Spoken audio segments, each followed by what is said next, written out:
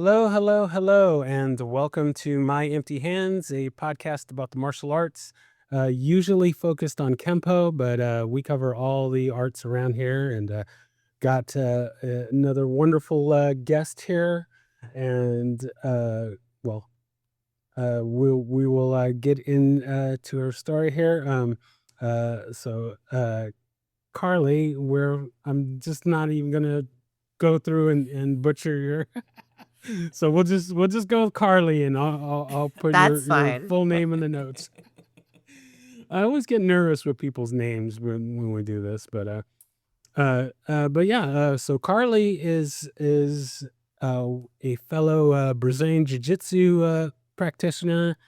We both train at the same school, Henzo Gracie DFW, and I'm excited to have her on because she's got a great story, and she is absolute amazing person in the jiu-jitsu competition realm. And as we're recording, got a competition coming up that sure you're going to destroy all the poor souls that decide that they want to try and compete against you. So, um, I'm gonna try.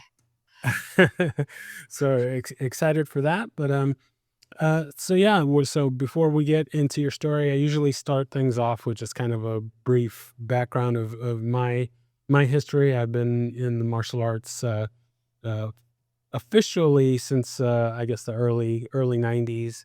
Um, And at this point, I am currently training 5 different martial arts: American Kempo, Capoeira, Brazilian Jiu-Jitsu, Muay Thai, and Hapkido. And I've also done some boxing in my days. So uh, I stay pretty busy. So we may get into more of my stuff, but we are here for you. So yes, tell us, how did the martial arts find you? When did you get started? And uh, we'll just kind of go from there. Sure. So back in, gosh, it would have been, let's just say early 2010s, around there somewhere when we moved to Florida. So prior to that, my husband was in med school and residency, and that didn't leave a lot of time for me to do anything extra.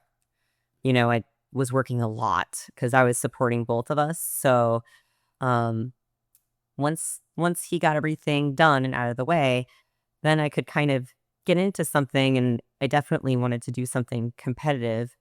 I actually started because when we moved to Florida, I was working from home.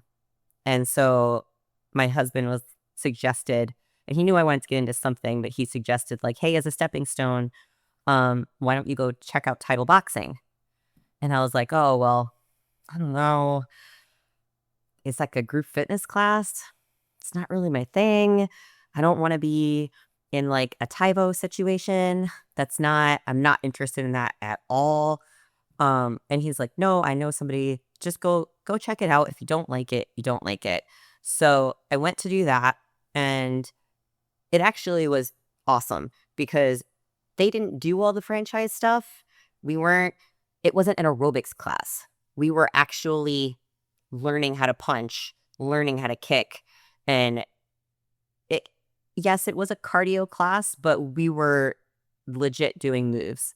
So, and I did get like 4 private sessions to be in the actual ring, learning things how to actually fight. So I was really into that. I got good enough where they asked me to teach after a while. So I do have a background in personal training and social work. So I've been teaching people how to do things for a long time. So that was kind of a nice little natural segue into a whole new career for me.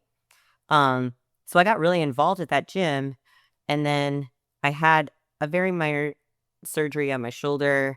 I had to take some time off, and when I came back, they had Title Boxing had come in and said, "You have to use our music, you have to do our program, you have to do all the things," and it wasn't the same. club anymore. We were having to do, it was more of a cardio kickboxing class. And ownership had changed, management had changed. They weren't my people anymore. So I kind of just moved on, and I was really looking for a Muay Thai gym because that's what I had been doing. And I I did have this crazy idea in my 30s that, hey, maybe I'll do some MMA. I don't know why I thought that was a great idea, but you know, whatever. So it's like I I I really like the kickboxing. I like the striking. Let's find actual Muay Thai. Well, when I was there, I don't know if you're familiar with Southwest Florida, but it's a lot of old white people with a lot of money Yep. go there to Mhm. retire, especially where we were in Naples. So at that time, there were only maybe 2 gyms. Maybe there were more, and I just didn't know how to look for them. But at least the Muay Thai part, there was only 2. There was Fight Sports, and there was a place called Third Law, which was a privately kind of a single entity, but under Lloyd Irvin. Um, he's not really as big of a name anymore, but he was then. Uh, so Fight Sports had just had a sexual assault allegation. Mm. So I was like, maybe I won't go there. That seems like a bad idea. So I went to this other place. I liked their kickboxing program. And for one price, you got everything. So I was like, well, I might as well try this jujitsu thing since I'm paying for it anyway. And Muay Thai was only, I think, 2 nights a week. And it was only at night. There was nothing at noon. So I was like, maybe let me just try it. So I tried it. Luckily, we had a decent group of girls. At that time, the professor's wife was a purple belt. There was a girl there who was a blue belt, and then there was a few different white belt girls. So it was a nice little group to get started with. Um, they did a really nice little intro, show up 10 minutes before class. We'll at least show you how to put your gi on. We'll show you, like, hey, this is the back, this is closed guard, like a real quick synopsis. So you weren't totally lost when you got into the class. And it just seemed like it was going to be a good thing. So I was like, well, let me just try it out. Of course, just like everybody else, you feel really stupid. You don't know. I've never moved with another person. Like, I was a swimmer growing up. I did soccer. I, I was not, I grew up in a time where girls did not do contact sports. So moving with another human being, I'm not super coordinated. I know you guys probably don't believe that now, but I will still trip over my own feet. Yes, I know jujitsu, but trust me, I fall on my face all the time. It's okay. So you just feel very awkward until you learn how to move with another person. Um, so I got into it, and what I found was in the Muay Thai class, we were having to hold pads for each other, and not everybody knows how to do that. And so with my body and my shoulder, it just kind of wasn't working out as much as I would have liked it to. It was really hard on my body in ways where it probably shouldn't have been had I had the right people around. Whereas jujitsu, I could go at lunch and I could come back at night. There were some things that I couldn't do, but for the most part, I could kind of manipulate my way through things. Um, Long story short, I have a shoulder injury that I got from birth. I've had it literally my entire life from the minute I was born. Um, it limits my range of motion. I have permanent nerve damage, so there's some pain issues that I have to deal with. Um, I have had to manipulate every sport that I've ever done. But that's hard because you can't always do that. I mean, for instance, when I learned how to swim, I used to actually propel myself down into the water instead of being able to stay on top because my arm is not shaped and doesn't move the right way. Whereas in jujitsu, I can say, okay, well, this move doesn't exactly work perfectly, but I can tweak it so it does. which is, I think, the beauty of jiu-jitsu. So I got into it, and then I'm like, I think this is good. This school goes and competes. I want something I can compete in. I really was kind of wanting to get that part of competitive sports back into my life after being out of something like that for so long. So, like a typical crazy Carly idea, I decided after 3 months of training I was going to compete at an IBJJF, which is one and done. If you don't know, it's single elimination. So I went in. I actually held my own. I didn't get destroyed. I definitely got beat, but there were little things that I had to fix. It wasn't like I was so dominated that it crushed my soul and I couldn't come back. It was small little pieces of the puzzle that I had to solve and could come back and do it again. And I always kind of, from that time that I lost, and I got my pity medal because there was only so many people in my bracket, and so I got third place by default.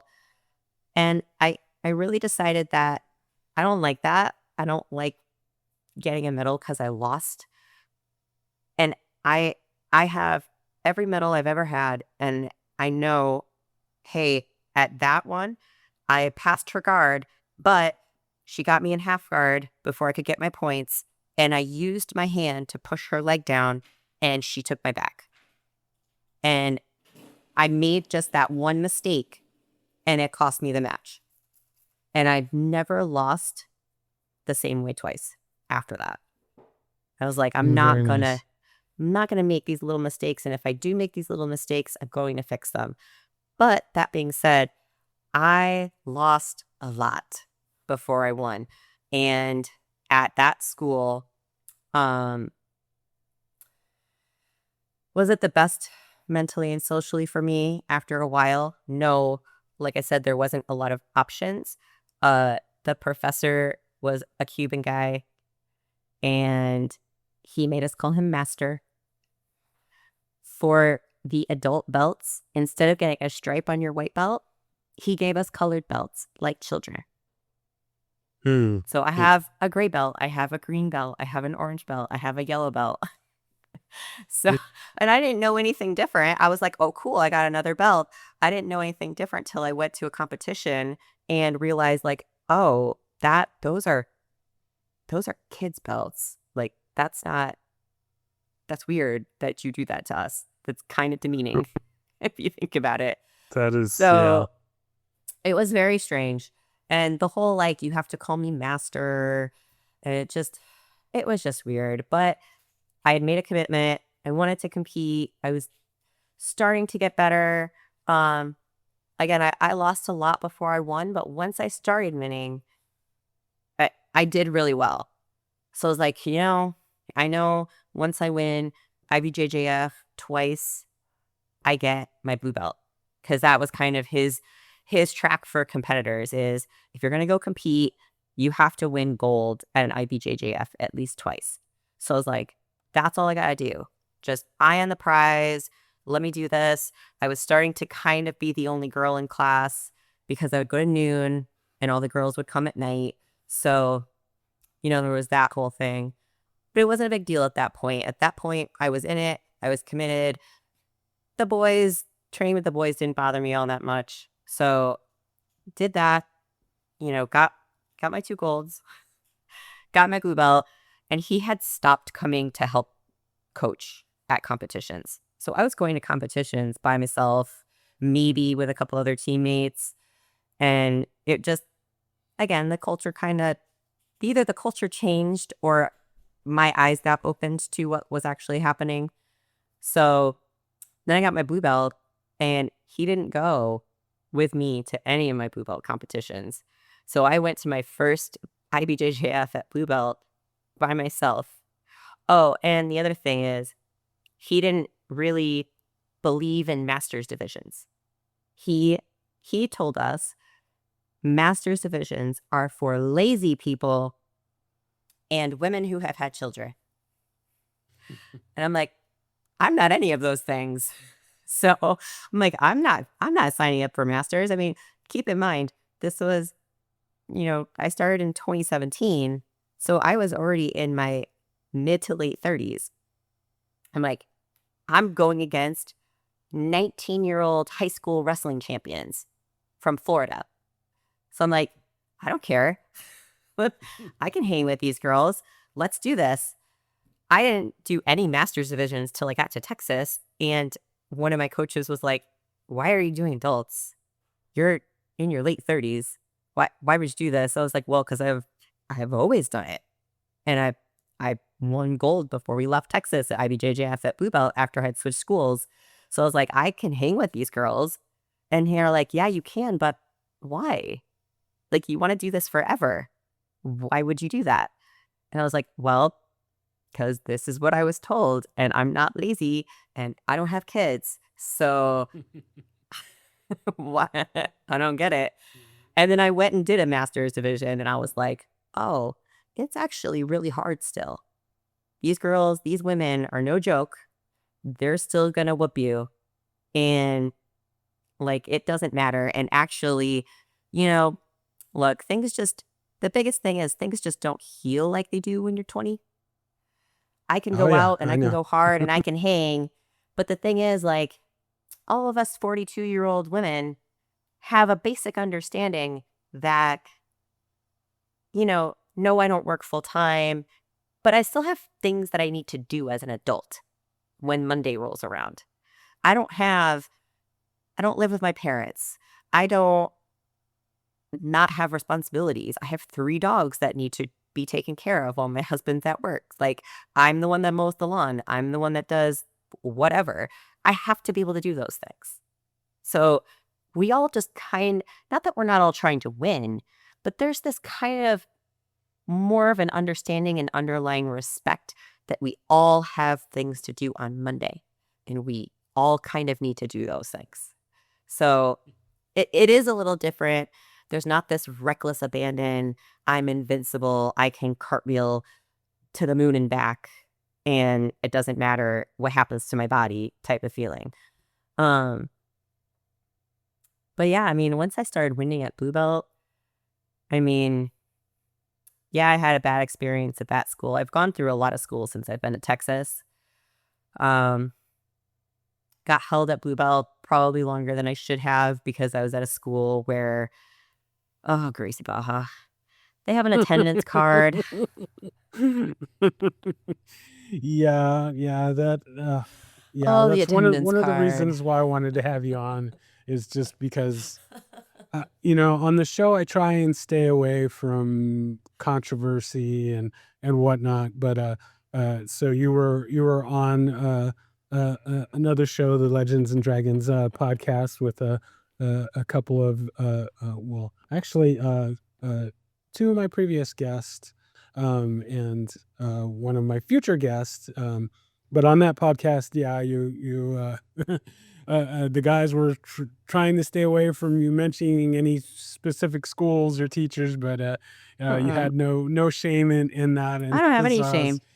I was like, I kind of love that. We always try and stay away from getting into trouble, but it's like it's correct. We'll get into that, but Look, um I I'm want not to. gonna throw drama out there. I'm not throwing shade. But Yeah. look, like, this is what they do. They take attendance. They promote only on attendance, and they hold people.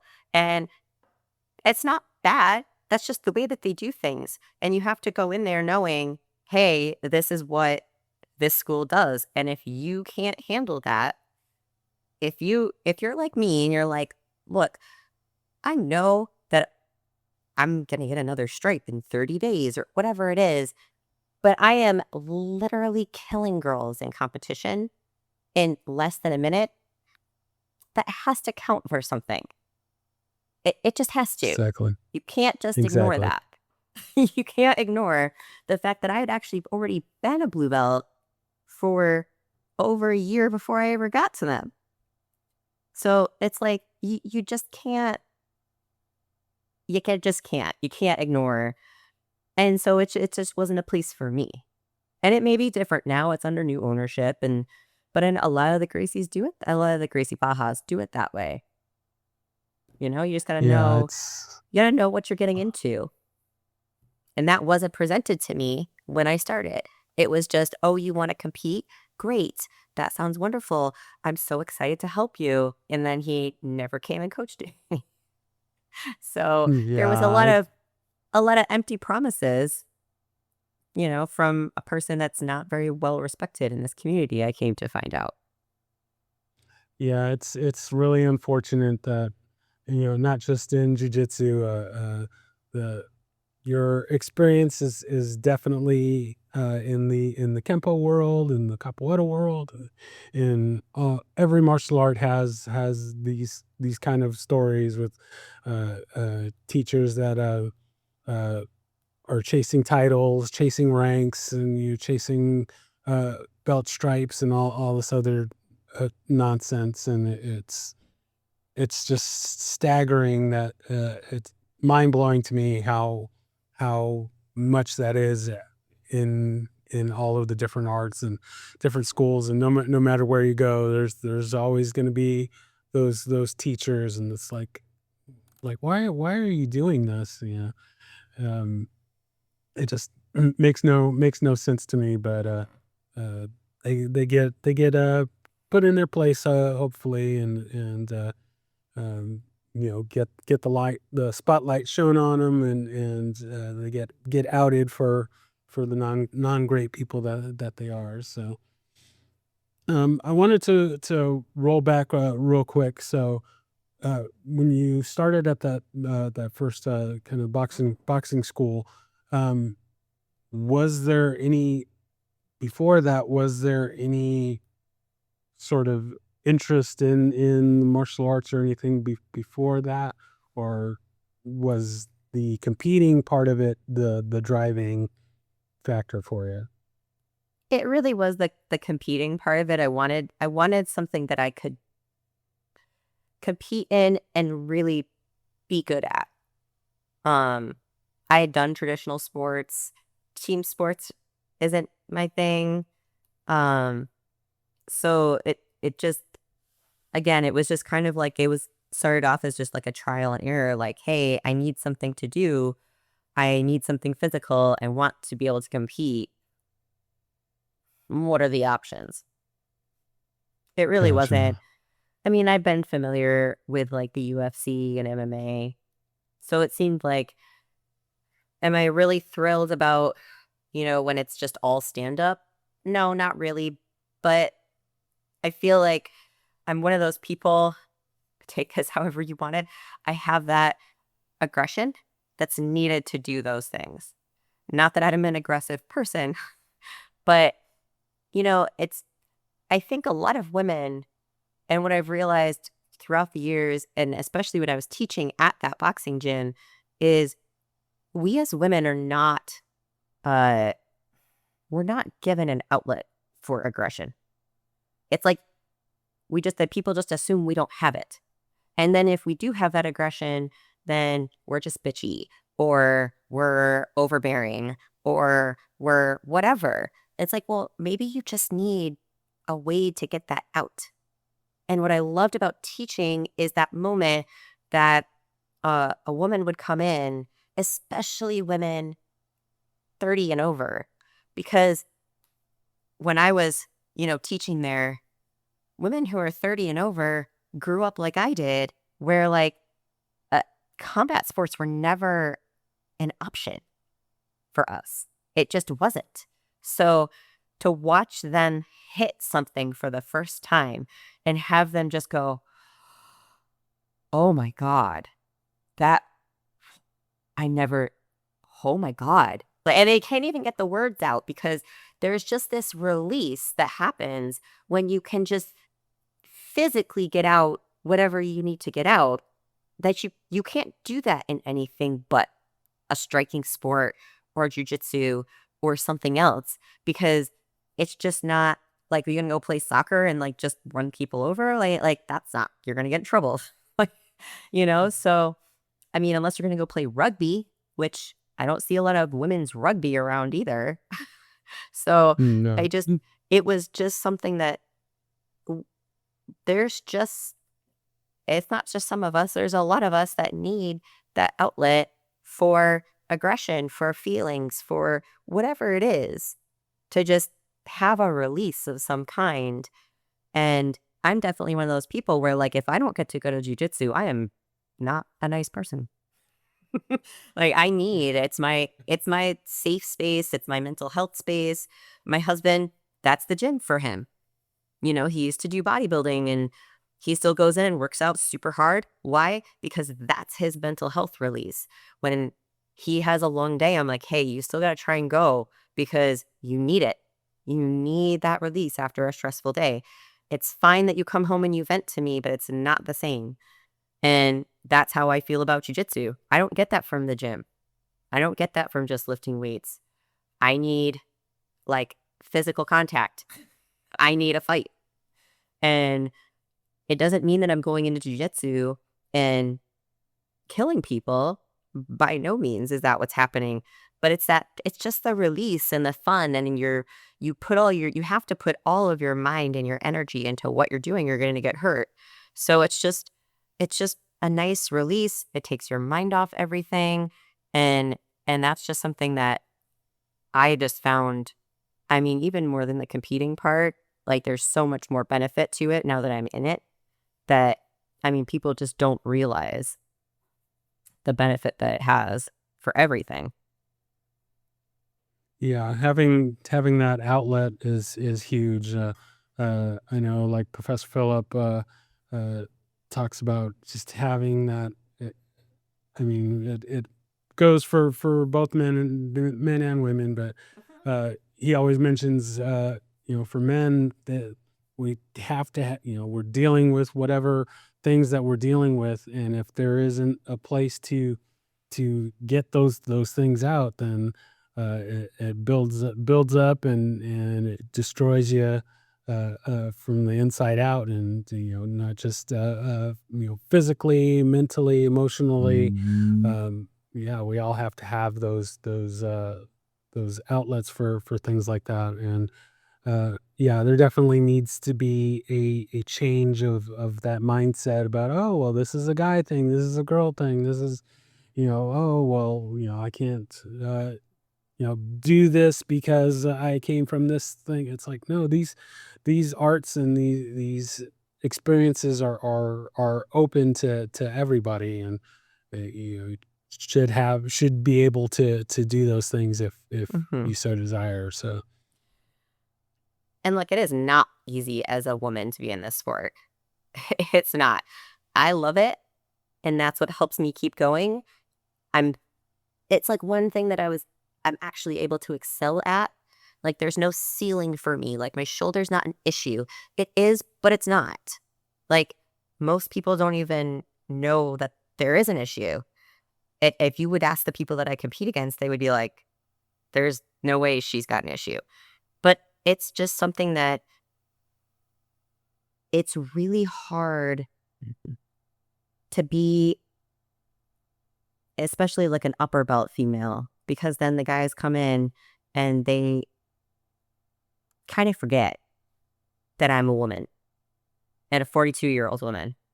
And I know Professor Greg will be like, Carly, you don't feel like a 42-year-old woman. I'm like, I know, because I put in a lot of work at the gym and a lot of work in here.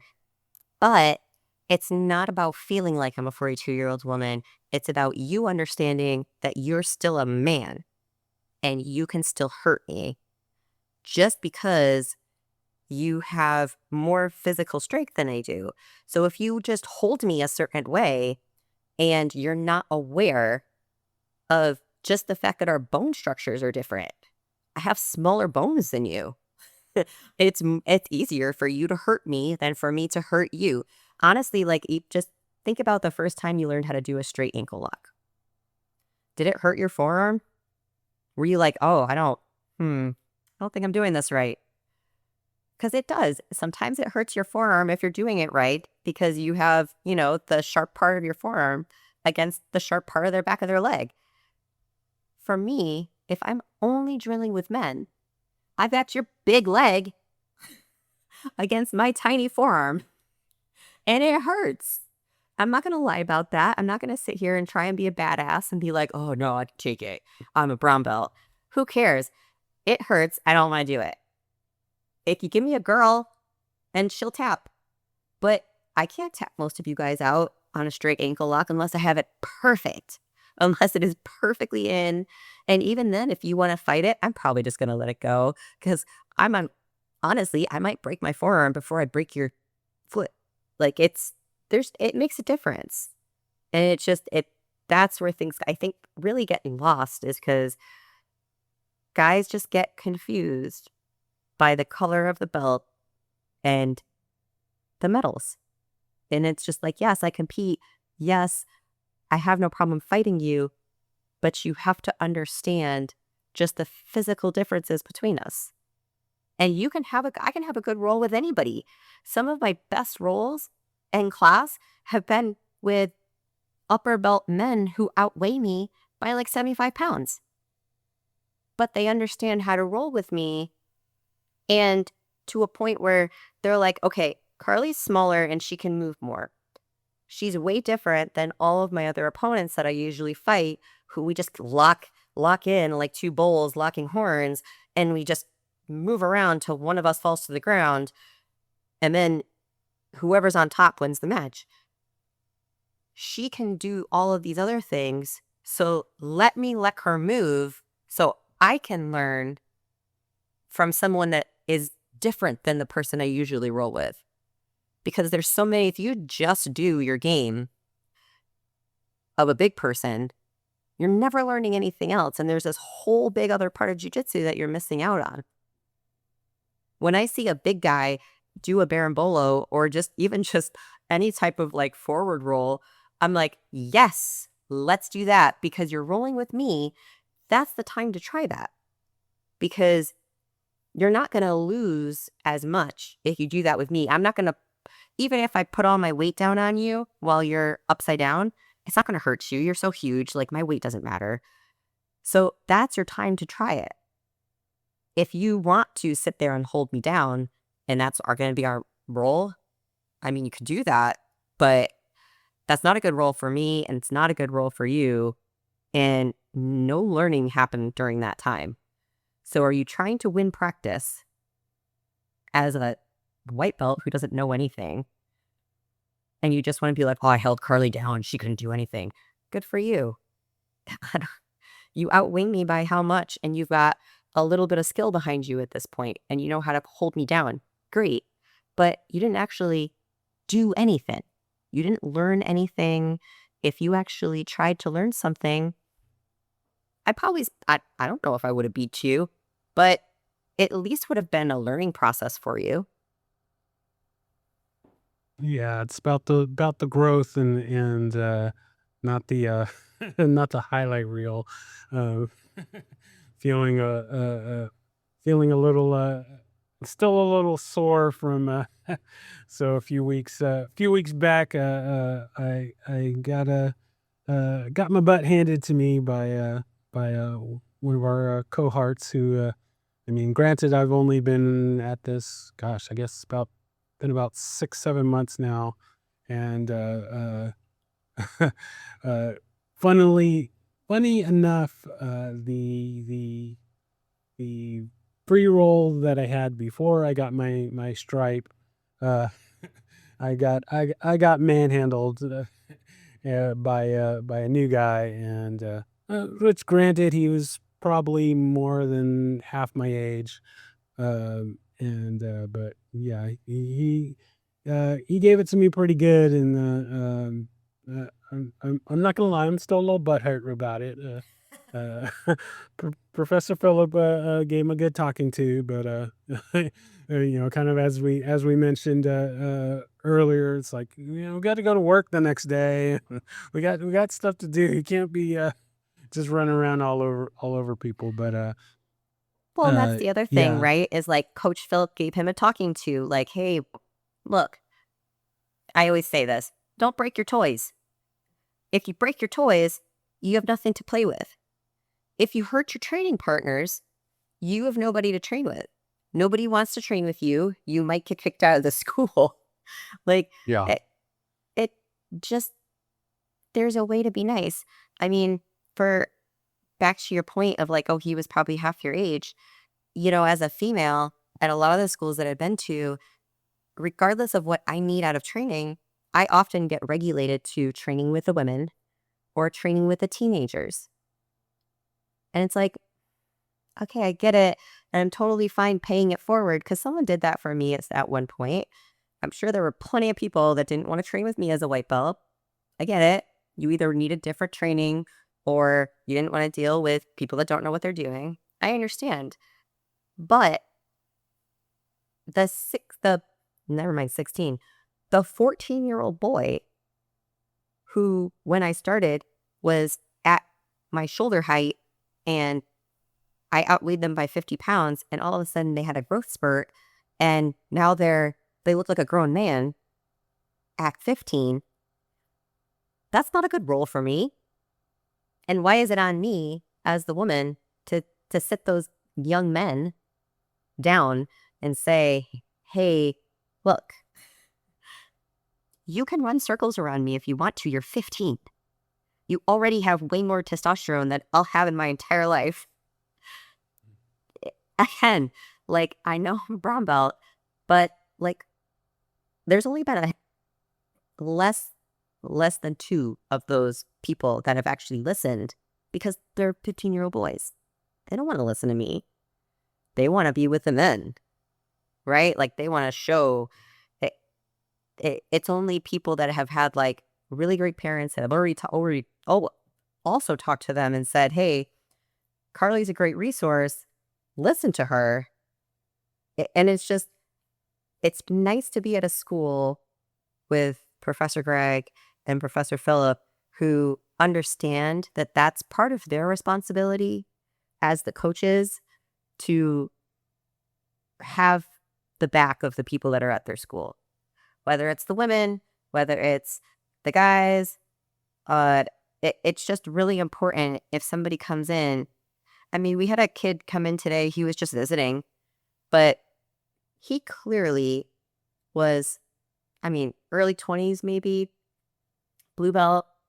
He gave Greg a decently hard time. Greg was not having him go with me. Like, I didn't even ask. I didn't want anything to do with that blue belt. He was a perfectly nice kid. I just didn't want anything to do with him. He looked like he was there to like really roll. And Mhm. I'm just like, I've got plenty of other people here to roll with. I don't need to go with him. And especially if Professor Greg thought that was going to be a good role for me, I would have been that kid's first role. Plain and simple. But he clearly didn't. So it's really nice to be at a school where that's important, because I left my last school because that wasn't the case. It was, you're an upper belt. It's important that you control the role. How am I supposed to control a role with a grown man who doesn't understand how to treat me? How am I supposed to control that role? How am I supposed to do that? I don't understand. And I definitely just don't want to be that stereotypical upper belt that's like, I will coach people through submissions with the utmost good intentions. And I don't do it a lot. I only really do it with people that I know really want it. I definitely don't want to be that person that's like, oh, well, every time I get Carly in an armbar, instead of just tapping, she coaches me through it. And I'm over it because she just doesn't want to get tapped and the ego. That's not who I want to be. That's not who I am. So if I'm not doing that, though, I can't control the role because I can't physically control the role. Like, I can't. It's not physiologically possible for me to outpower a grown man. It's just not. It's not the same. Oh, well, that person ripped a submission on you. Well, just get him back. How am I supposed to do that? What? Guys, I'm not Wonder Woman. I don't have some special superhuman powers. But what you see is a 150-pound, 42-year-old woman. I can only do so much. Like, if I need someone to, quote, get back at somebody for hurting me, I need to go to my mat enforcer and be like, hey, go go smash this guy and then kick him out. But I can't do it myself. Exactly. And like, so, kind of going back to the competition side of it, and Mhm. I guess we'll also kind of throw on this other piece here, but um, in the competing side, kind of what is uh, the end goal, end game, at least as of right now. I know things change, and I mean, there is no but end goal. I'm going to compete forever. There's no end goal. There is just go do the best I can. Um, I'm yes, of course I want to win, but are is there anywhere in our house where there's medals up on a wall? No. That honestly, they're in a Tupperware container upstairs. It's nothing special. Maybe when like I mean, this house we're not going to stay in. We haven't really decorated. Maybe if we have like a more permanent residence and we have a room that accommodates something like that, and maybe put up like, you know, my my medals from World Masters, my Pans medals, like the big tournaments, the majors, maybe my Naga belt because that's just kind of fun and cool. But you know, it it's not it's not about the medals for me. It's again back to be the I'm been really the only woman in the gym most of my time. So the only time that I get to go see where I'm at compared to everybody else and really understand where my level is if I go compete. Because there's nobody who at the gym am I going to compare myself to, even at Henzo's. I don't, all the girls are, we've got Jaden's a purple belt. Okay. But she doesn't really compete. Uh, Ariane's a purple belt, but she's a 6 a.m.er. I don't see her very much. Then we have a few blue belts and some white belts. They're all great training partners for me, but to really see how good I am, how dominant I am, is it time for me to level up? Is to go compete. That's really the only way, because really truly depending on I mean, if I'm training, let's think of our brown belts. We've got Justin, who's been doing it his whole life. I mean, his jiu-jitsu is beautiful. Oh God, yeah, he's good. I've never been tied up so gently in my entire life. It's just he's a great he's a great role. Um, he probably thought I was a weirdo when I rolled with him the other day because I just had this big shit grin on my face. I'm like, you're just ridiculous. Like I'm in awe. It's not like he was wiping the floor with me or anything, but it's so effortless. So you cut Justin, who's probably what, in his 20s. So he might be 15 to 20 years younger than me. You've got Webb, Darren, and John, who are all huge guys. I mean, they're not gigantic, but they're way stronger than me. So it's like I don't really have anybody on an equal playing field to compare myself to. So that's kind of what competition is for me. And God, I just love it. I don't want to. The worst part about my brown belt's been the worst belt. I hate my brown belt. I'm going to be totally honest about that. I know you're supposed to like the process, but at all my other belts, I've competed once, at least once, sometimes twice, even off like sometimes 3 times a month, I would go compete. If there was a competition, I was going.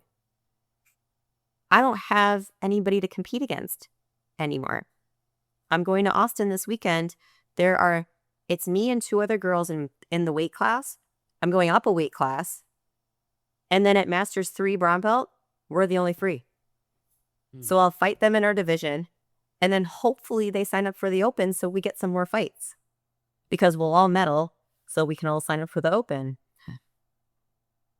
And Dallas is in August, and there's no one. There's no one in Dallas. So it's like, now I'm going to have to wait all the way to Masters Worlds at the end of August to have anybody else. The fact that there was somebody signed up at a World League for me last month and that Professor Greg could actually get me in at the last minute was awesome. I don't care if it's World League. I'll go to World League. I'll go to Naga. I'll go to New Breed. I'll go to anything. And I've always been that way. People can say whatever they want about IBJJF.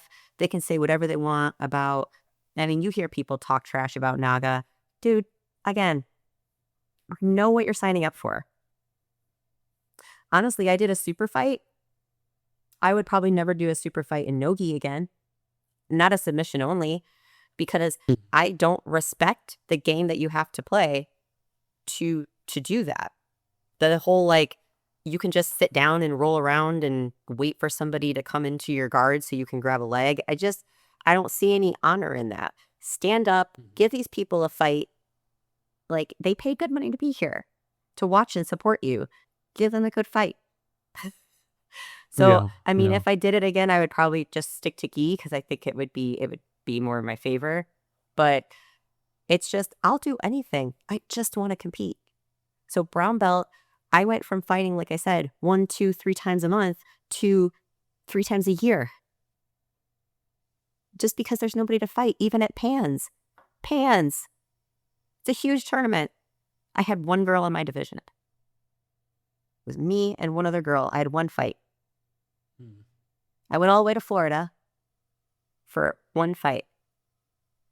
And I mean, I got to fight in the open, but still, it's just like, oh, you're just spending all this money and all this time.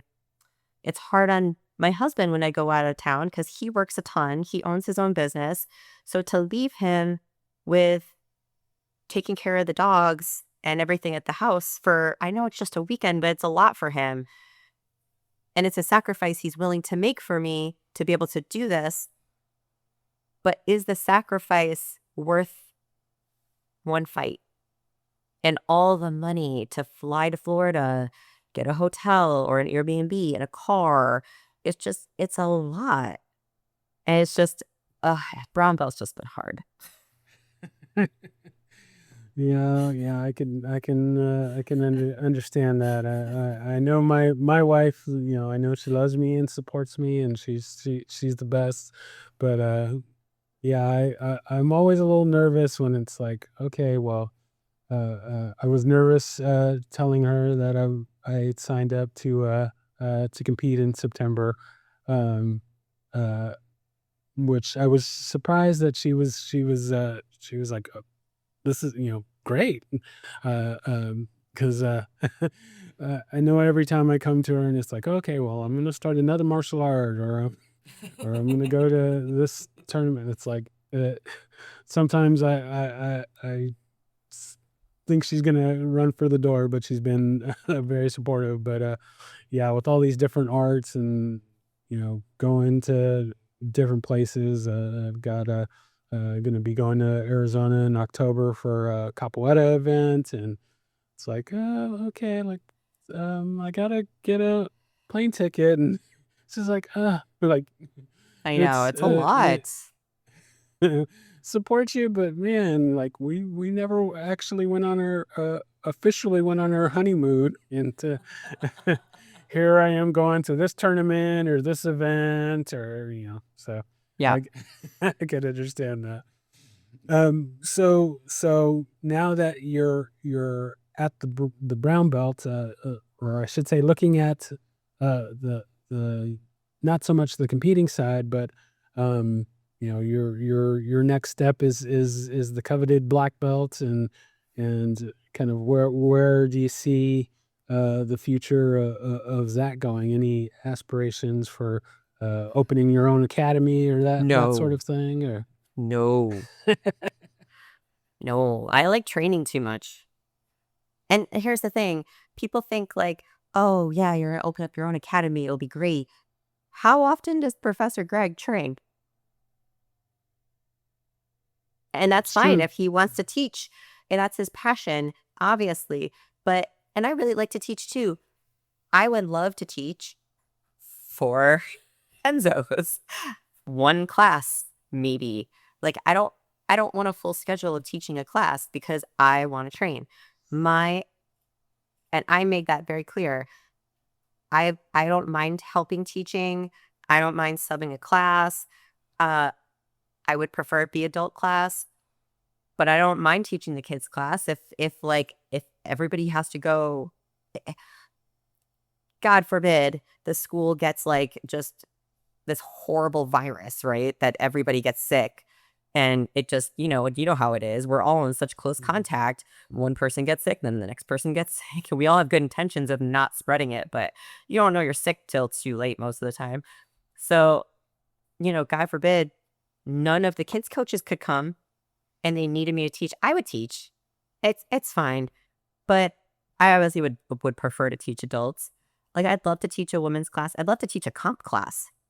Just, Yeah, hey, that's what I was about to say. It was maybe we need like a competition focused specific class, and I would love yeah, to teach a you. comp class. Um, because I think the guys could learn plenty from me. It's not because I don't teach people just my game.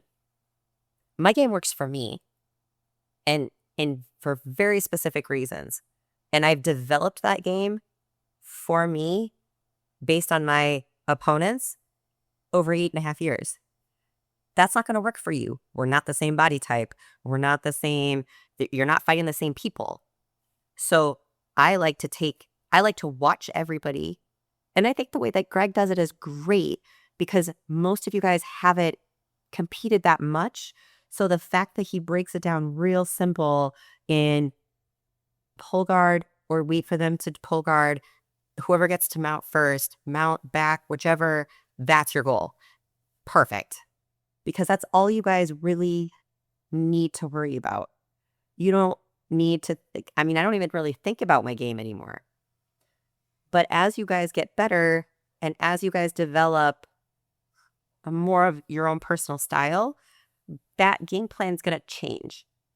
It's not going to just be that simple. And I want to be able to take that. I want to be able to go watch you compete and say, look at your tape and say, hey, this is where you excelled. Let's hone in on that. Like, you don't look really confident on your feet. Let's figure out what the best takedown is going to be for you. Is it going to be pulling guard? How do you want to pull guard? There's like 17 different ways that I pull guard depending on what the person's doing. So I like to kind of find everybody's strengths and point you in that direction. I don't just teach pull guard, go to a triangle, submit the person. Like, that works for me. It's not probably going to work for you. And that's okay. At private lessons, I'm down for private lessons. I've done those before. I really enjoy that. Again, it gives me a chance to really like hone in on what a specific person needs. I like to nerd out a little in the details with people. So, so it's because it's a lot of things that as white belts and blue belts, you don't really know that certain things are there yet. When you watch a video on Instagram, it's not that I don't want you to watch a video on Instagram. I want you to wait till you can see what you're actually seeing. Yeah. And there's some times that I look at a video on Instagram and I'm like, let me watch that for a seventh time and see if I can figure it out. Because it's hard, right? There's so many different angles. And if they don't show you from every angle, you don't really know what's going on. And you don't know if the person that they're demonstrating on is just going to fall over regardless of what happens because they want it to look nice. Yeah, So, exactly. there's a lot of things that are going on. But running my own school, no. I've talked about maybe like, I think what's really missing in the sport, especially for women, upper belt women, are the opportunity to have like good training partners. I'm not a huge fan of open mats. I know that there's a lot of different open mats in town where they're like, yay, women, DFW Women Grappling Club. Look, women are not like guys. Women are not nice to other women. That's not a thing. Like all the white belts and blue belts, like y'all might be like super tight. And if you really watch a lot of these videos on Facebook of like all these like different grappling, like they all get together once a month or whatever, it's a lot of lower belts. There's not a lot of upper belts there unless they're leading the class. Because look, if a brown or black belt woman came into Henzo's tomorrow, I'm gonna be like, oh, what is she gonna be like? I'm not gonna be like, yes, because I'm the type of person where so Shannon O'Shea, she's a black belt in town. Love her to death. She is the type of girl I want to train with. Her and I train hard, but we laugh and we have a good time. And we're not competing against each other, but like we can go hard, we can pohada, and it is like we are laughing at the end. Our hair is a mess, but nobody got hurt. And I felt like I had like a low key competition role, but it was all in good natured fun. That is so rare. So rare. I can't even explain to you how rare that is. Usually it's the girl comes in, she sizes you up. There's this, you're trying to be the best girl in the room at an upper belt. That's not, let's just train. You hardly ever get to train with other upper belt women. So like, let's just be collaborative. Let's not fight against each other. When I was with a Lovato gym, I went to his camp. They have like a annual big organization camp every October, November, whatever it is. And there was this other brown belt girl there. She was super cool. We drilled. It was great. She was great. As soon as as soon as it was time to roll, have you competed in jiu-jitsu yet, Reggie? No. Okay. September will be my first. What you will find out is that, and maybe you've seen this in class, you guys don't really stand up that much, but I can tell as soon as somebody grabs my gi, I know what kind of roll it's going to be. As soon as this girl grabbed my lapel, I was like, oh, we're rolling like that. Like you're rolling with me to see who's better. We're not rolling a roll. You want to beat me. Like we're at Worlds. And again, she was super nice. I was like, all right, if you want to do this, I'm going to match you. I don't think she was very happy with the results, but I mean, that was at a Lovato camp where like we all were supposed to be working together. We're all on the same team. And it's just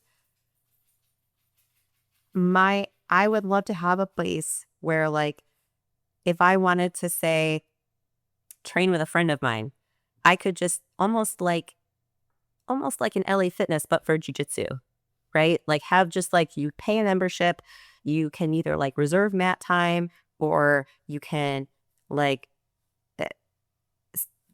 come and go as you please because the mat's big enough where multiple people can be on it. And I can call up a friend or a few friends and be like, hey, let's just all go and train this afternoon, like for an hour and get some good rolls in, or let's just all go and drill this one move. I just think it's something that would be great for people who have like odd job hours where they can't always make like 6 a.m. doesn't work, but neither does noon, but neither does 6 p.m.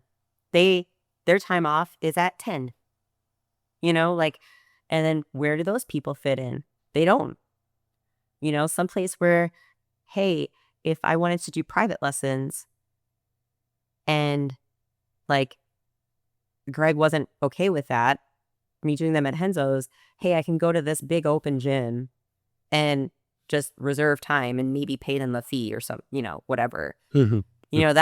That would be my dream. I don't want to buy myself a job.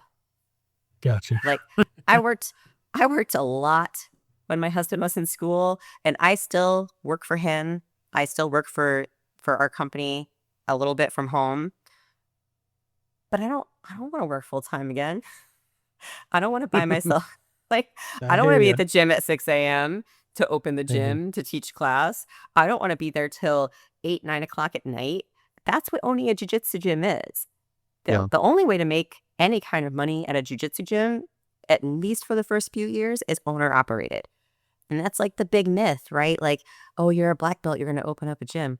No, no thanks. I don't, I'm not trying to buy myself a job. I want to, I want to still really enjoy my sport. I want to compete. I want to, I want to do all these things that I love. I don't want to be, if I was just teaching, if I owned a school, all I would do is teach. And I really like teaching, but I don't want to do it all the time. It's not the only thing I want to do. And I'm sure you'll have people that hear me say this and be like, well, I own a gym and I still compete and I still do really well. Great. Great. I don't want to do that. I actually just, I really love drilling. I love drilling. I love specific training. I love rolling. I like going to class. Like, I Gotcha. maybe that makes me weird, but I like going to class. I like working with my teammates on stuff. I like learning new things because how are you learning new things if you're always teaching? Like things get Exactly. lost. Exactly. Yeah, I think there's a lot of people out there that agree with you. They just don't want to say it, They don't want to but say it. they're listening and they're Just going, be honest. yes. Everyone is going to Right. be like, I'm going to get my black belt and open up a gym. Stop it. And then you realize how much you hate it because you're not training. Yep. Like, Yep. Yep. Yep. it's not Yep. as, For and then sure. you realize how hard it is to run a business. It's Yeah. not easy to get people to sign up at your gym. Look at how many gyms. Gyms are harder to run than restaurants. I Oh mean, yeah, they for open and sure. close like crazy. No, thank you. Gotcha. Yeah. Yeah. I can relate. I can relate. Um, okay, so we're gonna move it into our lightning round here. Just got a few questions here as we head towards wrapping up here. First one being, do you have a favorite technique?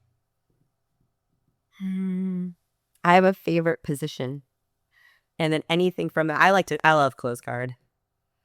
I love Ah, anything okay, from close guard. That's my game. That's my home. Like I don't, again, it's an underrated position. It's a very underrated position. It works on gotcha. big people. It works on small people. Yeah, that's, I try to expand my game more, but anything from close guard is home. Very nice, very nice. So I guess kind of going along with that, or kind of part of that. So a favorite submission.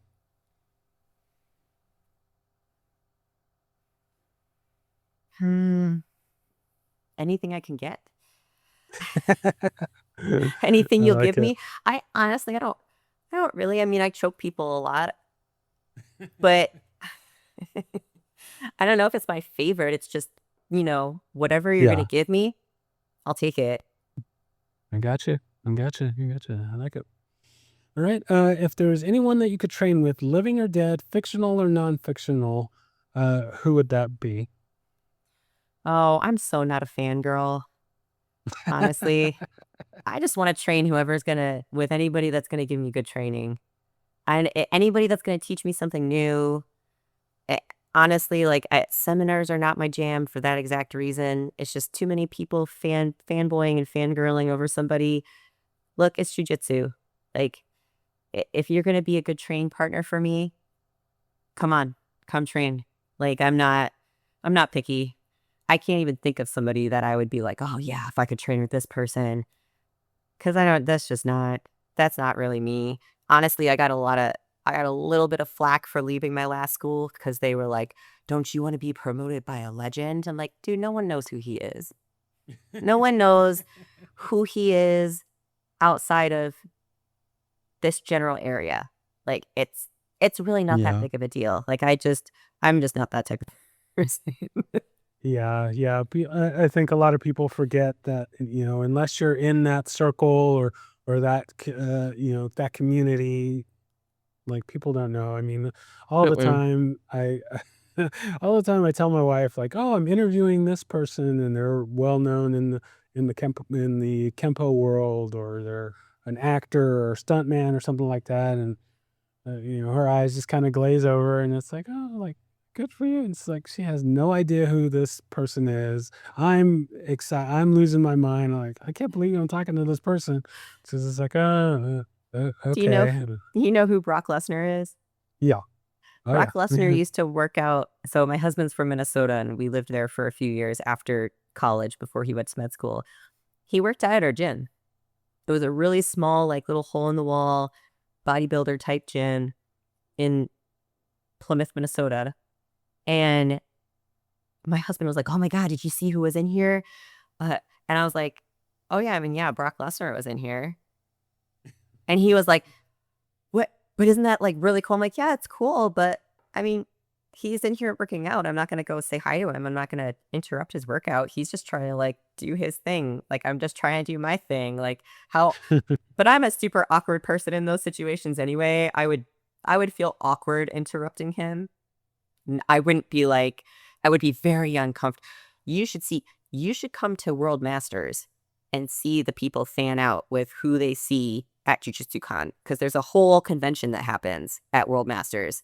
And my friends will be like, "I took this picture with this person, my picture with this person, and that person, and that person. Who'd you get pictures with?" I'm like, "No, nobody."